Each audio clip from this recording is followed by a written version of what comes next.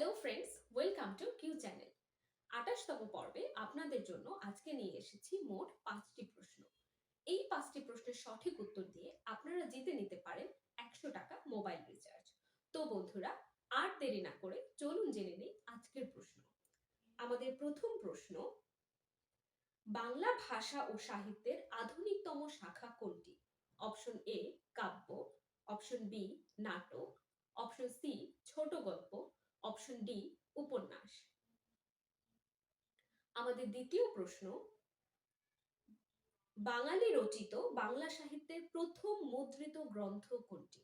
Option A Kathopakathan, option B Itihasmala, option C Raja Pratapaditya Charit, option D Hitopadesha.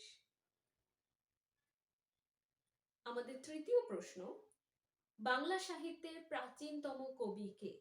Option A Kannapa, option B Luipa, option C Sarupapa, option D Sabarpa. আমাদের চতুর্থ প্রশ্ন, খনার বচন কি সংক্রান্ত?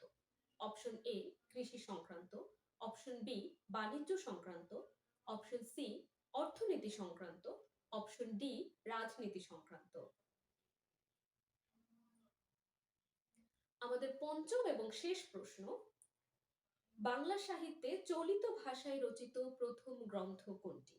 অপশন এ নারীর মূল্য, অপশন বি রায়তের কথা, অপশন সি তেল নুন লাকড়ি, অপশন ডি বীরবলের হালখাতা। বন্ধুরা, আপনারা সঠিক উত্তরগুলো জানিয়ে দিন নিচে কমেন্টের মাধ্যমে।